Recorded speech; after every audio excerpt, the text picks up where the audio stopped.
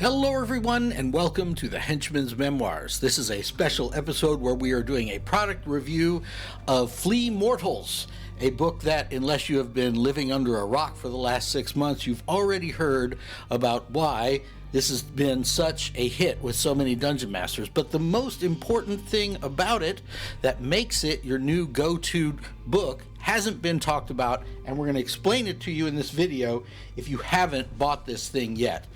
So why is Flea Mortals going to be the ultimate replacement for the monster manual?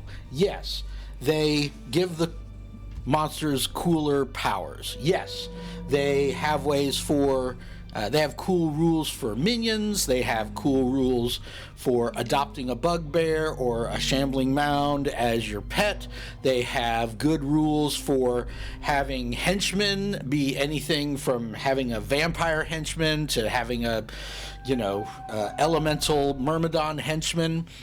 And one thing they do that I really appreciate is they make it so that legendary resistances cost the monster something, instead of it just being a pip off of their legendary resistance, which doesn't feel that great when you're the player that just spent a high-level spell just to take down one of their legendary resistances.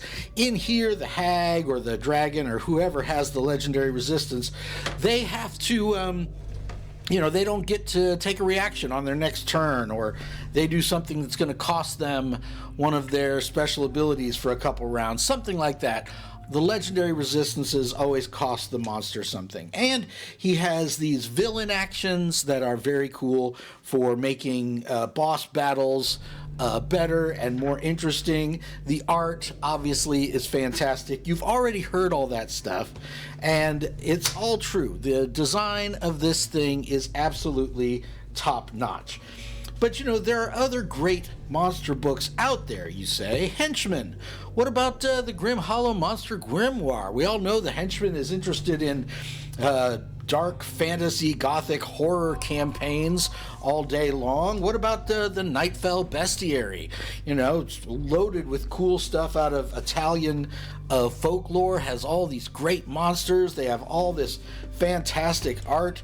What is it about the Matt Colville book that makes you say that we should go ahead and donate this piece of trash to your kid brother who's just learning to play, and only use the Matt Colville book as opposed to some of these other awesome monster books out there? Well, here's the thing that enough people aren't talking about, okay? There's a big difference between the Grim Hollow Monster Grimoire and some of my other favorite monster books, including Flea Mortals. It's something that the Dark Souls 5e monster book, Tome of Strange Beings, has going for it. It's something that this fan-made Darkest Dungeon monster manual has going for it. It's even, for me in particular, something that 5th edition Foes, which I've been using quite a bit in my Dungeons of Drakkenheim campaign, has going for it. What do these books have going for them that other monster books lack? Well, it's actually pretty simple. When you get a copy of the Nightfell Bestiary and you start looking through it and you read the descriptions of some of these monsters in here, you think, oh, that's kind of cool. I need to find a chance to use the Black Druid in here. I need to find a chance to use the Silent Necromancer. Oh, what about the Tazelworm from this Nightfell Bestiary? Oh, I need to find a chance to use that. You read through these books, you see the monsters, you see the lore. It seems like a cool monster you'd want to use, but you can't possibly remember all of these monsters, their CRs, and the situations they're going to be useful for. It just doesn't penetrate your consciousness to where you're going to remember where to use these things. You might think at the time that it's great, but when it comes time to actually populate an adventure and you're thinking, oh, I want to use something out of that cool Italian folklore book, all of a sudden you're opening this thing up, you're going to the index in the back, and you're trying to find what CR monsters are in here that are about right for the CR of the encounter you're trying to make up. And inevitably, you see the names like the Nefru, and you don't remember what it is. You can see in the index that it's CR 1/2, but you don't remember if this thing goes in a forest or in a city or in a dungeon or in a sewer. You don't know if this thing is from the Feywild. You're basically starting all over, grabbing a monster from a book like this when it actually comes time to write your adventure. But the thing that nobody is mentioning about Flea Mortals is that all the monsters in here are monsters you're already familiar with. These are rewrites of creatures you already know how to use, like bugbears, like a manticore, like, well, these guys don't count, like shambling mounds, like beholders with the serial numbers filed off, like Otyugs, right?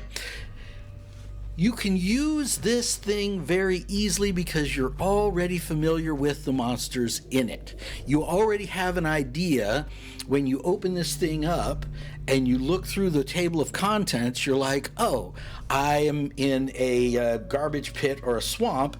I'm going to get myself an Otyug. You can just use the one from Flea Mortals instead of the one from the Monster Manual.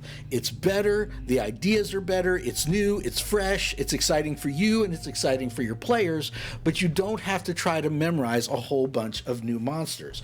That's why I liked 5th edition Foes. A lot of the monsters in here, like the Chupacabra and the Church Grim, and let's see, the Fungoid, a lot of these things, Margoyles, were actually from Lava Child, was from 1st and 2nd edition.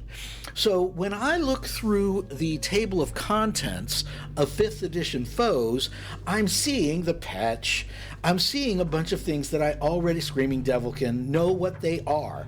the Pyrolisk, these are things from 1st and 2nd edition. So for an old guy like your friend the Henchman, I know how to use these things right away. I can just find it.